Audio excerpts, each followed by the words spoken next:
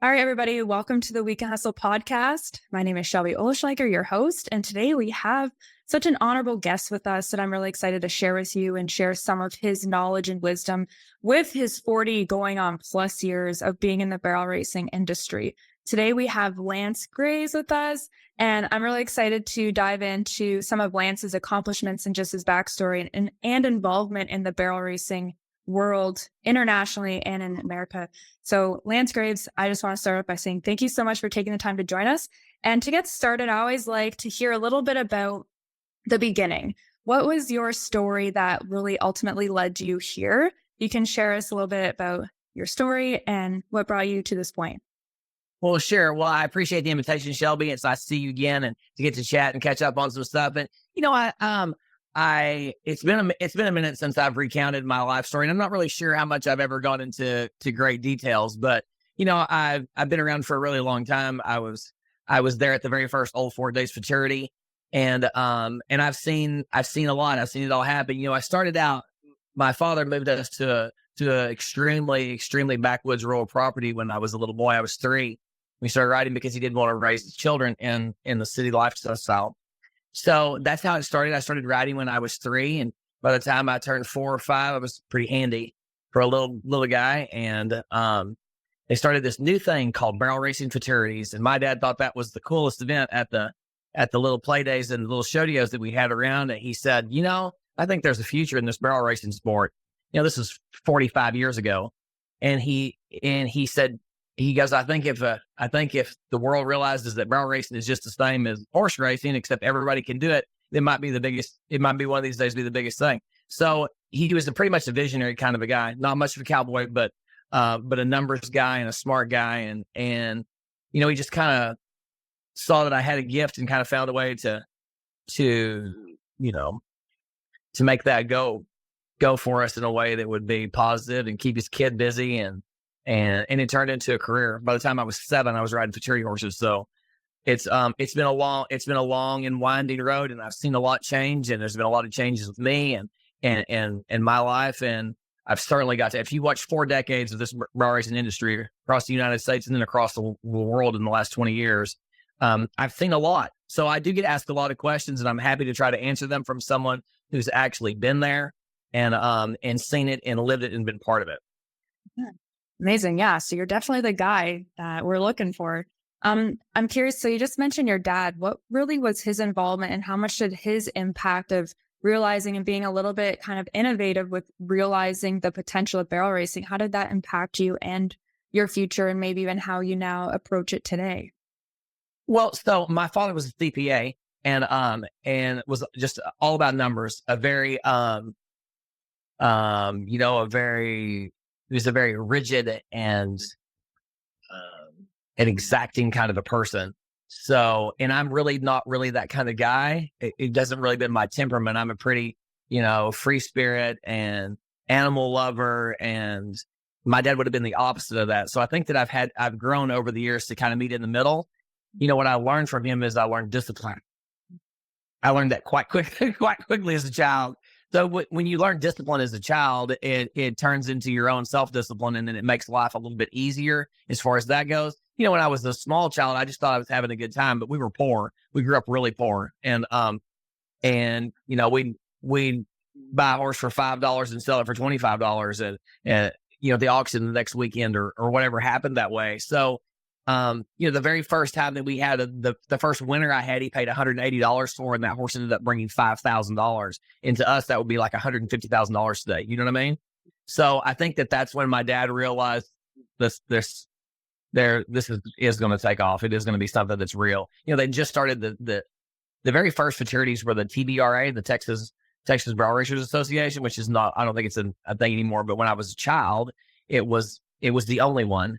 And it was the only actual barrel racers organization, and they put on a fraterity, and we went down there and watched that when I was probably 5 in the AQHA shows. So he exposed me and let me see that. And the horses have always been a passion for me, just because I love horses and I love animals overall. But he just really guided that into a direction where, he thought that was really super sustainable, and he thought that it's something that so many people could enjoy, and not just that tiny tiny niche market, if that makes any sense.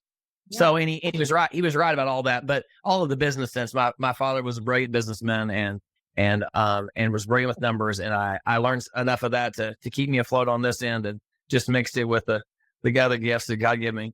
Yeah, absolutely. And your gifts is horses and understanding the animals and being able to basically take your skills, build a relationship with these animals and really make them shine, as well as yourself.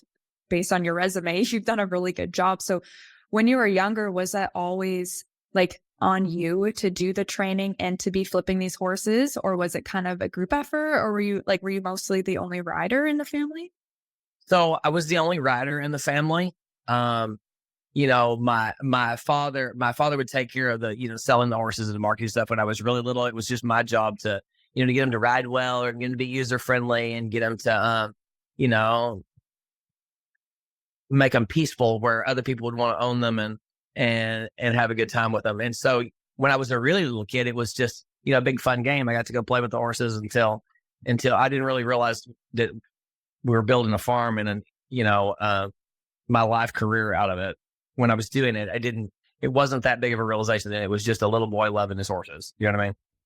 And then it's like you wake up one day and you're like, wow, I've been on this life path for so long since you were a little Right. boy, building to get where you are. And I think that's kind of beautiful, like to retrospect and just kind of look at it in hindsight to see just that natural progression for you, that it almost seems like that you were like meant to do all that to get you where you are today. So I graduated high school number one in my class. I was valedictorian, and I was offered a full ride to go to Baylor University on an academic scholarship. And my dad's like, "You're not going to go to college." And I'm like, "I'm not going to college," because I was pretty much a daddy's boy and do whatever I was told. And he's like, "Why would you want to take a 4-year break in your career where you're already successful to go to college when you already are successful in your career right now? You have the lucky gift to be able to skip having to go through that, wonder what you're good at, wonder what you're doing." So like I gave my valedictorian speech and took my trophy, and that was the last time I did that. So upon looking back at the decisions that he either made for me or inspired me to make, or whatever else, he was right from the beginning. He chose the right path for me. And do you feel like that was still right, like to not go to college now looking back? So my daughter just graduated high school, also number one in her class. And she's going to Oklahoma State University on an academic and a rodeo scholarship. And to be honest with you, it was, I have always promoted and pushed the fact that my daughter is a smart girl. And I've always put that in the forefront of her mind, that she used her mind, not her body, so she doesn't have to limp around and be crippled like her dad. Right. So, she got offered rides to Seton Hall and a couple Ivy League schools. She's a brilliant little girl. And when she got offered the rodeo scholarship to go to Oklahoma State, I was like, she was beyond thrilled. And in my mind, I'm like, why would she be so thrilled to have to go to college and work and go take care of a horse and ride her horse when she could just go and, become a doctor and work in an air conditioned, comfortable place and whatever? Cause I've done it so long, it didn't make sense to me. It's like I worked so hard so those girls wouldn't have to. But the reality is, a person's passion is their passion. And we don't get to pick that or choose that or dictate what somebody loves. And as soon as she was offered that rodeo team scholarship, she was doubly inspired to go to university and to go and have her horse with her, because she have her, he's an emotional support animal at this point, right? So it was oddly challenging for me to think about. I don't know. I just, in my mind, living back here on the farm and all these, for all these years, my thought was just to get her out so she wouldn't have to do it, and she don't want out and didn't want to. It's just interesting. As we grow, even though we age, we still continue learning as humans, and we still continue growing as humans to figure out who we are as much as who somebody else is. And it's odd the things that we learn from our own children. Yeah, absolutely. And I touched on that a little bit, and I'd like to talk about it. I mean, why not talk about it right now? So I'm a new mom, and I've seen you and share and seen your praise, and also just like seeing the love that you have for your girls and really pushing them to become their best and let them chase their dreams. Like you said, their passions, what they're meant to do here. And I'd like to touch a little bit on that. What was it like in the earlier days with juggling your career, your business, and also being a dad and trying to be the best of both worlds at the same time? It was defeating and really, it was really a challenging time for me. I had to make a decision to change. So, they always say, oh, everybody can change. And the truth is people can change, but usually people don't change. It is what it is. You usually have two options in life, either to break the cycle or repeat the cycle. And I could have just continued on, traveling 200,000 miles a year in my truck and trailer and, sent checks home and whatever. And I just couldn't do that. It's not the kind of dad that I wanted to be. You know what I mean? I still want to be the person that my children trust and that they appreciate and that they respect. I don't necessarily have never wanted to be like their friends. I told Macy, my daughter, she's not older daughter, she's 19 and my little one's 12. And I said, here's the deal. On your 30th birthday, we could become friends. But until you're 29 and a half, I'm just going to be your dad because that's what you need. It's what you need from me. You know what I mean? You need your dad. I believe that little girls need their daddies. And I don't think that a dad leaving, I think that means time. I think that means face-to-face time. And I couldn't do that. I mean, for the last decade, I haven't traveled more than a couple of states away, and I used to travel, blow up 3 trucks a year. You know what I'm saying? And so I just told my clients, this is how it's going to go. I'm not going to go to 50 fraternities this year.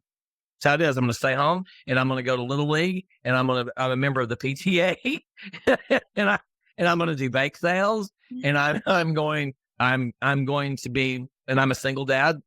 I'm the only person that's involved in my children's lives, and we're good with that. It's all good. And that's how we roll. And my girls have been the single greatest gifts in my existence. But that's just how and it took a process. It took me about 2 years to get my life stopped and restarted. I mean, I met a group of people that have lived in my community that I've lived with my entire life I barely knew them. You know what I mean? Until one of them becomes the swim coach or the ballet teacher or whoever our new girl is for cheerleading or whatever, So I think overall it's, that's probably helped me too as a coach on my end and what I do, seeing all the other people interacting with a different mindset of people, because usually, barrel racers and horse show people are pretty similar mindset people. So it's been a great decade, but it took about 2 years for me to grind the wheels down to what had been my life for 15 years every year, Yeah. But that was my decision. And I would have done it twice. You know what I mean? I'd do it all over again 2 more times. Absolutely. That's the one thing that you can never replace is the time that you could have with them. And I remember hearing because I'm kind of going through that. Like I'm probably you at those 2 years because my girl's only 6 months old. And so I'm doing that a lot of, I want to be more present and what are my goals and does it align with those things that I want of being a more present parent and doing and having these experiences? Because the thing is they're only going to be 2 years old in like a 2-year period. But when they're teens, it's going to last 10 years. So it's like when they're really young, you really don't get that time that much. It's not a long span that they're a baby. And it is a hard adjustment. It's not really closing the page or changing the chapter. It's really closing and changing the entire book of who you are and what you've done. What was that like for you? Like, I can imagine just like kind of making new rules, making new priorities. What did that process look like for you? It was shocking to most people around me. Shock. I've been very blessed to have consistent consecutive winners year after year. And when you're training a horse for someone and you tell the owner, listen, you have a winner, but I'm not going to take your winner to the events because it's basketball season. Mm-hmm.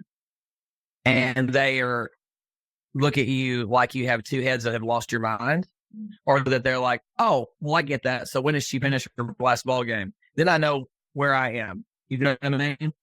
And for several clients that couldn't work. Winter's a big time, or especially it used to be. Winter was a really big time for those 3-year-olds to try to cash out and win a lot of money. And the landscape of the futurity world's changed a little bit and whatever with all the breeders programs and fade and stuff through those summer and the fall. But anyway, the way that it just wouldn't work out for me. My older daughter is extremely active in junior high basketball and grade school basketball. And I mean, she's won 6 state championships in 3 different organizations and playing basketball since she was in the 6th grade. So we're like extremely active in that. And there's absolutely no way that I can drive cross country and stay gone for 45 days and miss any of that. And I didn't. And I will always be able to say, I was there for her first grade school ball game. I was there for her last grade school ball game. I was there her first junior high ball game, her last junior high, her first high school, her last high school ball. I never missed any of that. And if I have to explain to somebody 20 years from now as I'm fixing to pass away, I don't want to be saying, hey, I really hate that I didn't take that cult of yours that I thought was the winner, the futurity that year, because I went to my child's last high school basketball game, or because I went prom dress shopping with her. You know what I mean? Because whoever I won the trophy for is not going to be standing there with me on my last minute.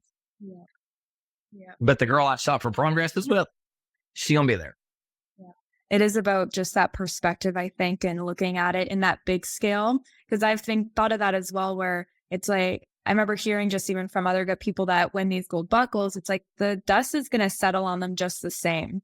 They're all going to collect up these awards and everything that we're striving for. I think the most impactful moments in our lives are what we're going to remember, not that one barrel race that we missed or we didn't miss. And it is, I think, probably it sounds like it's just easier to have like a priority, like know what's important, and then you kind of base your decisions around that, even though they might be tough and kind of changing our identity a little bit. But ultimately, like you said, these are the right. I think that if we're going to have real talk, let's have real talk. You want to, Shelby? Absolutely. I love real talk. Okay. So here's some real talk. Here's some real talk for you. Okay. For whatever reason, our industry draws a very narcissistic personality group of people. Barrel racing draws narcissism. People who want self-praise, and people who want a trophy, and people who want to feel good about themselves, people who want to feel winners. And it's the most important thing. And there are a lot of industries like that. I get that. But what happens is you can't win enough trophies or enough buckles that they don't collect that dust. And eventually you will die alone. So how amazing are you? Who's going to care how many of those trophies that you won, or how cool that one run was back in 1997, or what in the grand scheme of real life? What have you really added to the world?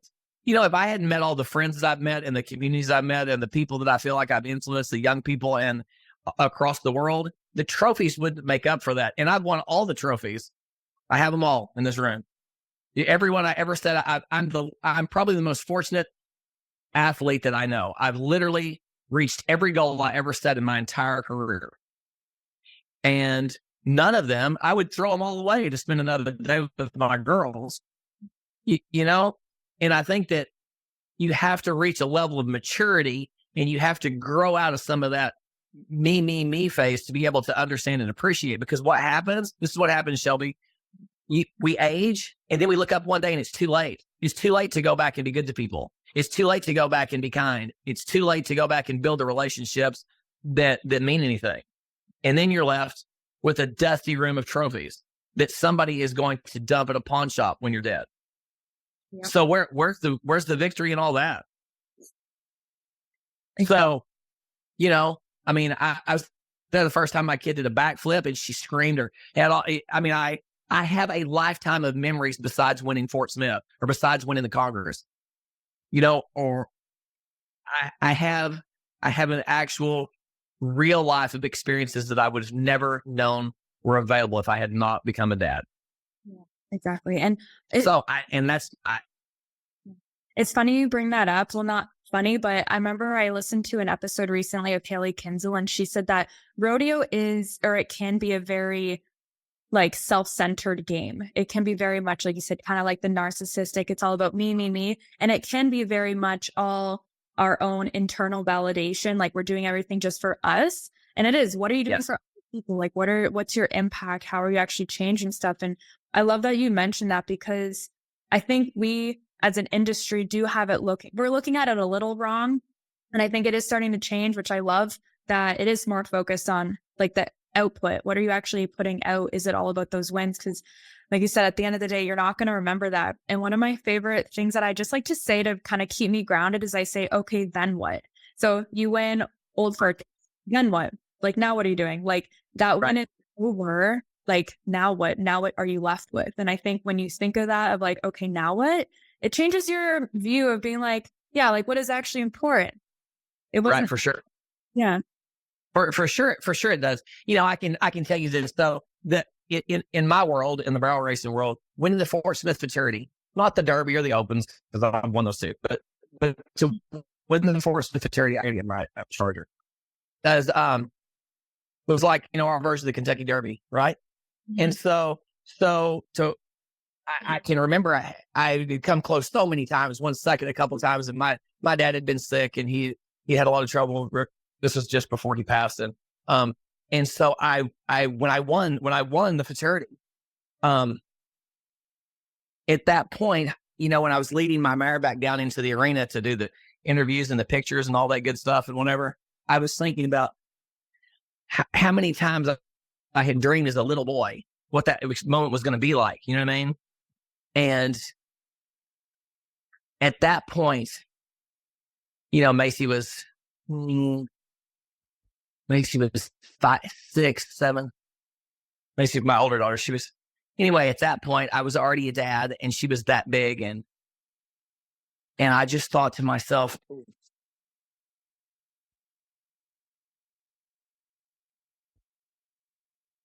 oh, is that back on? Yep, we're here. Sorry, I was having trouble with my thing. I'm gonna make sure I can get it. Right. So I was waiting for this whole life, right? So I'm like, this is my moment. This is my, roses around the neck. This is my moment. And I'm walking down there and I'm thinking, oh, I'm really happy how she snapped that first barrel off. I got to get her home. Macy's needs to go to bed. It's late, but I haven't fed her yet. Like my head was not in this. It was not at all what I thought that this moment was going to be.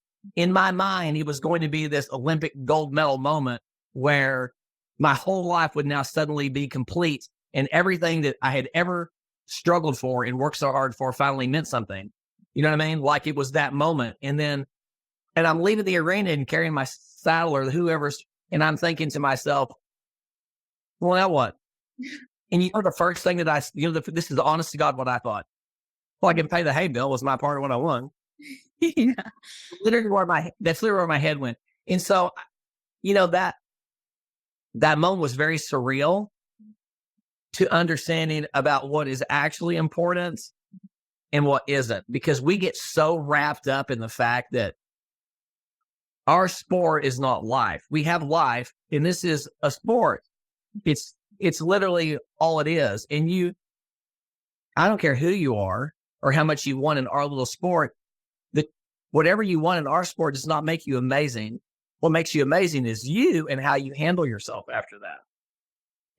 And I sit back year after year and I've watched program after program come through, and I've watched trainer after trainer come through, or little kids that are great little kids and then they don't ride when they get older and blah, blah. I've seen every type of scenario, the lifespan of every scenario that goes through there. And the only people that have continued to stay and continued to be successful are people who genuinely love what they're doing and genuinely have a passion for it, and not people who are just trying to bleed the industry or the program for what it is. This makes me just... So I certainly haven't... Go ahead. Okay. I would say it makes me think of just people always thinking that getting a result is going to lead to happiness, as you called having passion and just drive for what they're doing. It's passion for life. It's like you need to be happy with yourself and with life, versus thinking that win is going to get that for you. Like you said, you thought it was probably amazing to have that experience, because I think a lot of us are chasing that, thinking, once I win this, I'm going to feel complete. Once I win this, then I'll be finally happy. But like you said, you had that win that you've been striving for. And then at the end of the day, it's like, oh, that really wasn't it. So if that's not it, then what is it? You know what I mean? It just, Listen, and it's a mind trip. Yeah. It's a mind trip. It was probably, it was probably more of a negative mental impact on me than I thought it was going to be. Like, I never thought that reaching the ultimate goal of my lifetime would fall short. Like you just said, like, because it literally wasn't more significant than paying the hay bill or making sure that, Macy ate before she go to bed. Do you know what I mean? And like, I never thought that I would have been that person in that place. But if we're lucky in life, we continue to grow and we continue to learn. And hopefully we continue to change and evolve to be, better humans, better citizens, better daddies, better friends, better whatever. And we don't always, and we all mess up and we all do whatever. But ultimately the goal is to try to grow and to be better. Mm-hmm. And, and I talk about that in our industry of the raging narcissism. You can tell by the amount of contestants. This is why I always judge people. What have you done to give back? What have you done to give back to the industry? What are you doing besides taking? Yeah. What do you do each day of your life besides take? Mm-hmm. Take from your sponsors, take from your owners, take from the barrel race, take from the producers, take from the whatever. What are you doing besides taking? And it's real easy to look up. Just go down the list. Let's go down the list of all these people and see which one of you appreciate where you are and are giving back. So what's your advice then, let's say, for someone that's kind of on that path and maybe they don't really realize it yet? What would you say to them to maybe help open their awareness to the philosophy that you believe is true? So that's a great question. I think that it's very important, if you don't know how to think outside your own scope, that you put yourself in a situation where you can understand empathetic response. Because if you can't understand how to be empathetic to another person or another animal or another situation outside of your own world, then you are way behind and you better start learning. I think that, and if that means you pull over when you're driving down the road and move a turtle out of the road so you don't hit it, or you don't step on a frog when you flip the lights on in the hall of the barn at night, you wait till he bounces out of your way. I think we have responsibilities as humans to be kinder to those who are weaker than us. And I think that anytime that if you're the kind of person that takes satisfaction in watching other people's failures and brings that, what I call the mean girl syndrome out. If that's you probably need to readjust, because your life is not going to end the way that you see it's going to end. And that's just I've lived a lot of life now, and I'm 54 years old, and I've lived a lot of life now, probably enough for a 100-year-old person. I could die tomorrow and I'd had a full life. But I have learned a lot about people, and I've learned a lot about living in situations, and it's helped a lot. I've traveled so far, and I've met so many people who actually have suffered in their life. You know what I mean? People who really do understand what it's like to be, what real poverty is, and seeing and meeting people that have struggled their way through, and then turn around and reach back and try to pull other people out of that. Those are the people that inspire me. Those are the people I want to be like. Those people I want to be my friends. Yeah. It's okay to think about somebody besides yourself. It's okay. Yeah. And that's horses included. I like that you say you put empathy in horses, or just something that's kind of weaker than us, because as humans, we are the ultimate. So it is our job. And I think we can make a lot more change than maybe we give ourselves credit for. We feel like we're not capable of stuff, but we really are the ultimate. Like, we are like the alpha in the world. So it is our responsibility. I like that you bring that up. And I'd like to touch about that even with horse training, because you see the whole spectrum of trainers, from completely holistic to somewhere in the middle to someone that I would never want to send any horse or any animal to for any sort Sure. of training. So what has that been like? Either has that changed and evolved over time? And what would you say to someone that's maybe trying to also, like, if they're new in the industry, they don't really know what's right or wrong. How can we almost develop our own internal gauge of developing that empathy and using that as a meter to know when things are wrong and things are right? That's a pretty multi-tiered question. Yeah. So let's break that down a little bit. I think if you want to become a trainer, and a successful trainer, I think it's very important to understand what your own personal strong. You have to be able to look at yourself honestly, okay? Which is also very difficult in a narcissistic group of people because it's easier to be the vet's fault, the horse shearer's fault, the guy that rode the horse's fault before me, whoever saddled my horse yesterday, what she ate last week. There's all these reasons why it can be not my fault, right? But if we're actually going to be a professional, then we have to be able to look at ourselves and know, okay, this is my strong point. This is not my strong point. So I think if I were breaking out into the training today, I would have a list of everything about myself that I deem positive. And I would have a list of everything about myself that I would deem weak. Okay. For instance, I'll use myself as an example. Okay. I am extremely good with very hot, insane fillies. If she's nuts, I can get her to do what I want her to do.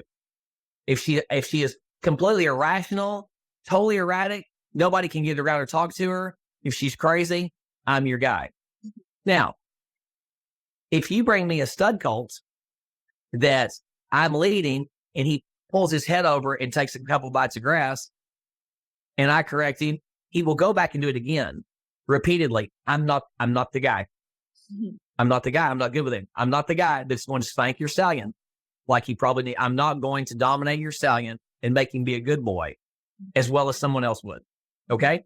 So this is me being honest and looking at myself and my skills. Okay. So most of my career has been centered around, there are many people who will tell landscape stories about something wild one of my mares did out back at a futurity or a barrel race, right? Because there's lots of them.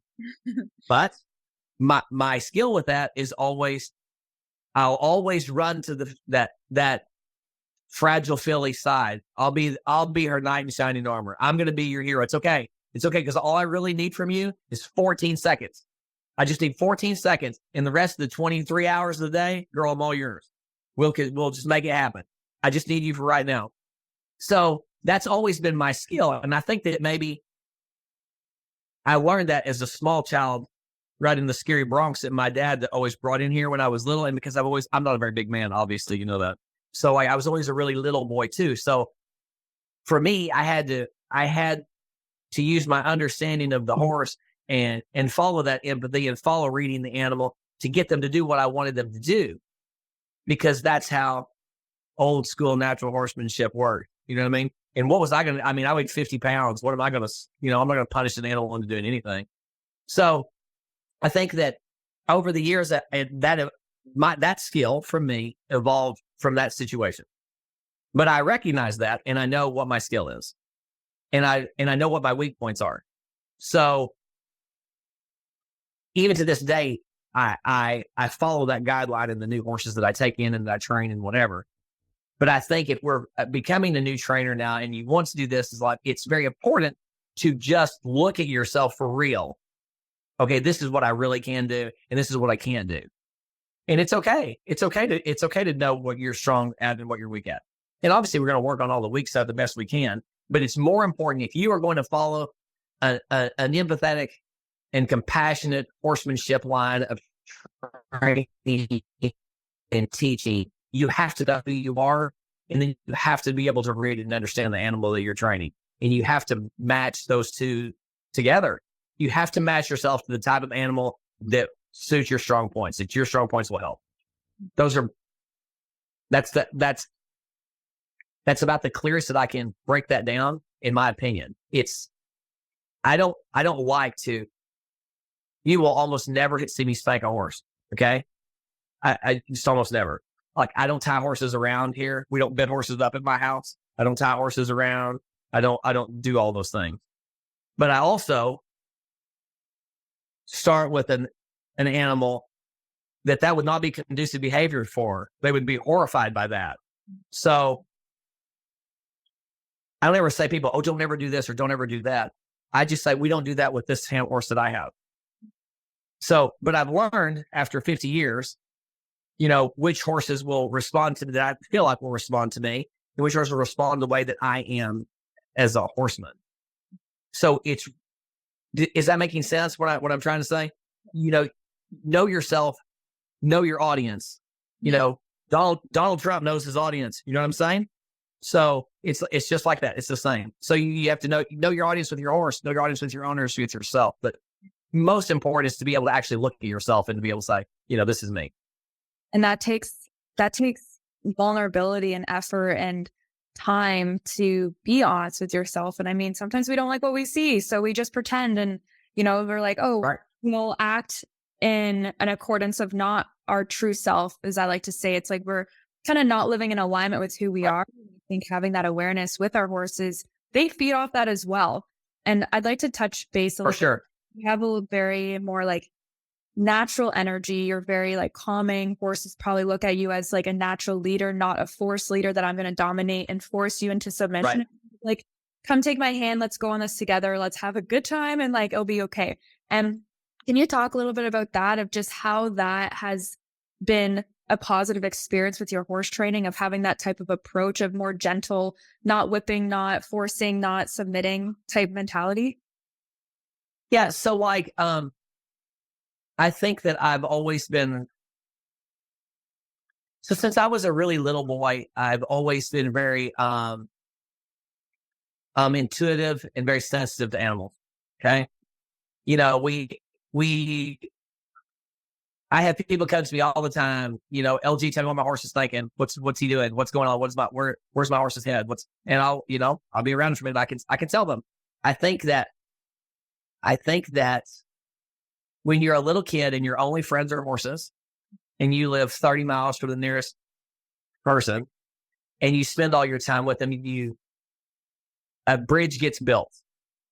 And if you build a bridge, if you spend the time to build a bridge,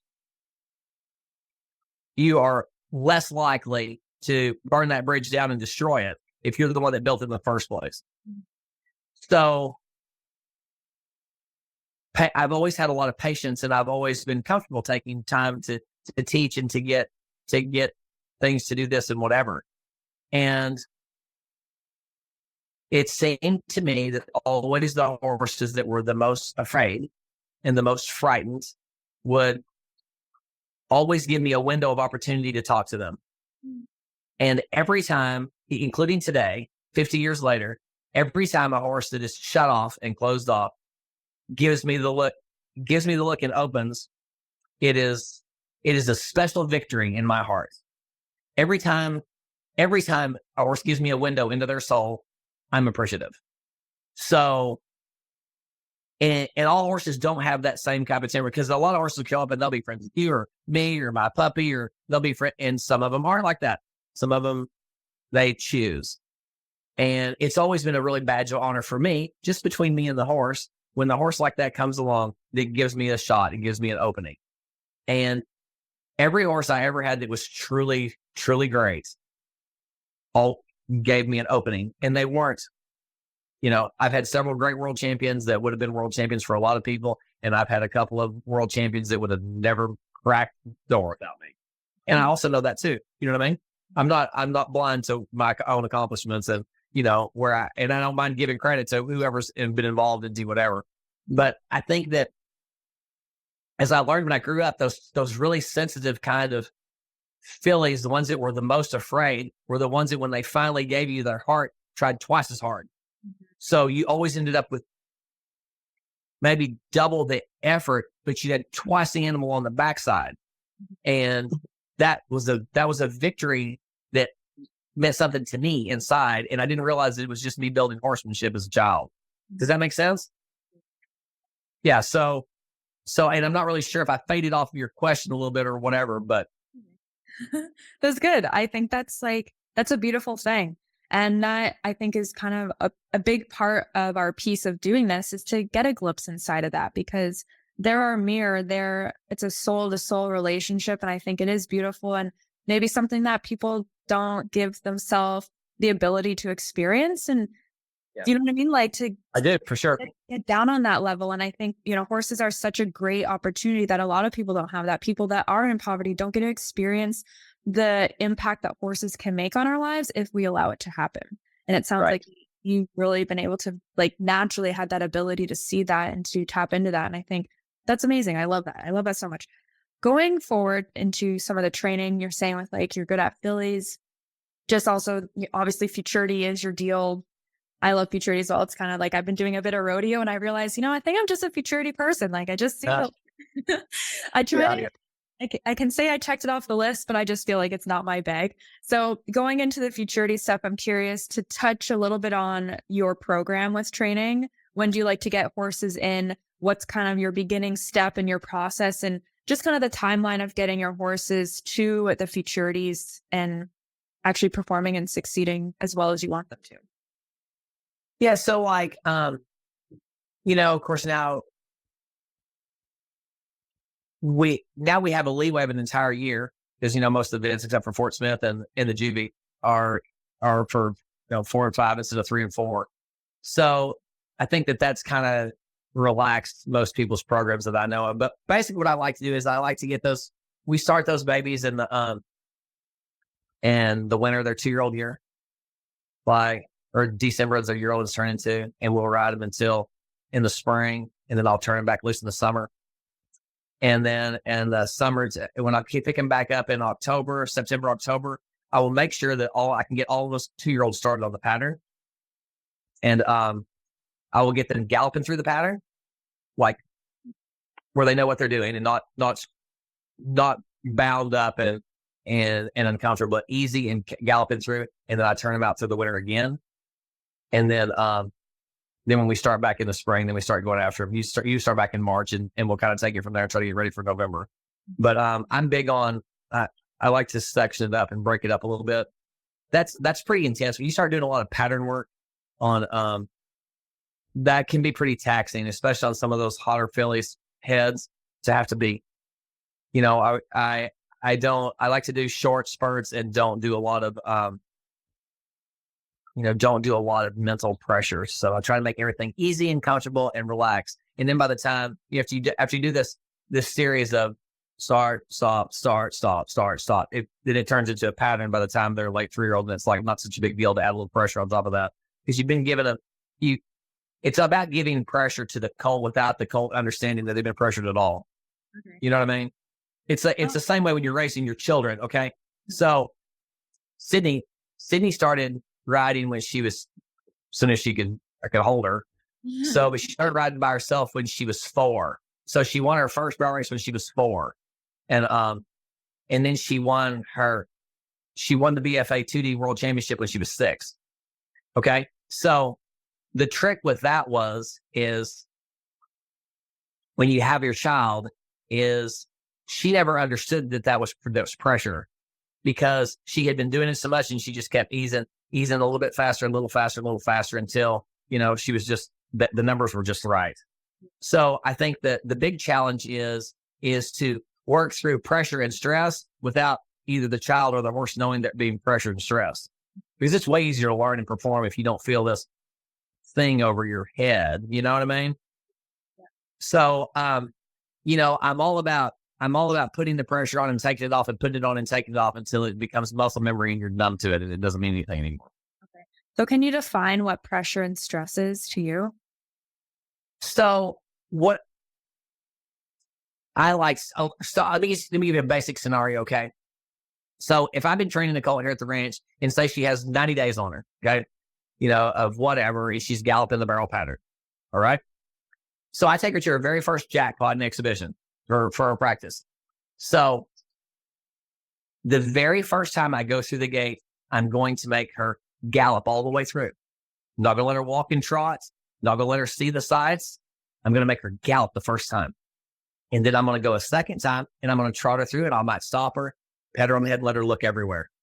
And then the third time, I'm going to go just a little bit faster than what I felt like she would have been comfortable with. So a little faster gallop, or even if it's the same gallop, if she was so overwhelmed by the first time, but I'm teaching her by just galloping the first time. That's a lot of stress. You wouldn't think that just galloping the pattern is a lot of stress, but I've taught her from the first day, oh, I have to gallop the whole way. That's stress and that's pressure. And then I immediately bring her back down, do my second exhibition. I'll trot her, tell her everything's okay. And I'll give her just a little pressure again, and then I'm all done. So, and I go to a lot of exhibitions. So I repeat that process until pretty much she's like, not a big deal. Not a big deal. You know, if Lance picks my reins up, I'm going to go faster, and I'm going to go fast. And if he drops my reins down and sets back, he's not going to. But that's how I introduce pressure. And pressure to me is adding, even if it's a 0.01 more than what you just did, that's a little bit of pressure. You teach them how to just keep pushing the bar by continuing to back it back off. So eventually pressure ends up insignificant. Amazing. I love that. I think pressure also could be like a synonym to progress. Seems like that 0.1%. It's like the pressure is also the progress. It's like pushing it a little bit more to get that progress is also kind of like the pressure, I would say. So I like, yeah, I would say that makes sense too. Yes, absolutely. Well, I like that. Okay. We can touch a little bit on your philosophy on the pattern. I've seen you work horses, and I was very memorized and kind of captivated and just kind of like, I haven't seen that done before, but I really liked it and appreciate it. So can you explain a little bit of your philosophy when you're taking these horses on the pattern and what your end goal is when you're about to go run them? So my philosophy is that every movement in life has a rhythm. And it's just like different genres of dance or different genres of music. There's still an ultimate rhythm to everything. You see with basketball players, tennis players, you know, you see somebody, they say that, oh, she's in her grooves. You got, you know, Venus Williams or Serena's in her, you know what I mean? So like there's a rhythm to everything. And for me, when I'm training a horse, I try to tap into that animal's inner rhythm, their flow, how they feel underneath me, how they step, how their motion is, their rhythm. And then I try to match their rhythm to what I want them to do, which is go around the barrel pattern. So as soon as I can tap into the rhythm of my horse and how my horse moves, when I go to the barrel pattern, I try to place them in a place where it's super easy. This is so not a big deal. We're just going to make a right and two lefts, or a left and two rights. Super easy, no big deal. We're going to make it as simple and as non-technical and as easy for them as we can make it. And the more that we know about that horse's natural movement and that horse's natural motion, and the more we can tap into that, the easier we can make them to do, the easier we can make this sport for them. Because ultimately, they don't go to sleep at night going, oh my God, I hope he takes me into the arena and runs me around the barrels tomorrow. You know what I mean? They're doing that for us. So the easier we can make it for them and the less stressful we can make it for them, the better they're going to do it for us, right? So, I mean, if you got to go to work every day and you don't know you're at work, you think you're just playing around, you're going to do better than going, oh my God, this guy's they call me and spur the crap out of me and rip my face off. I don't want to be around. So, so my philosophy is when I'm breaking these colts out and I'm getting them to ride and I'm getting them started, whatever, I find every horse I've ever had that's been a great world champion had their own song. So they had their own song here at the barn, in the house, the girls I'm singing with them, whatever. I play it over and over the arena when I'm doing pattern work. There's always a song that matches up to the rhythm of the horse that I'm riding. And if you'll find that if you're an iPod person or you have your earphones, you will find a song. You'll find yourself humming a song when you're riding a horse. It'll happen.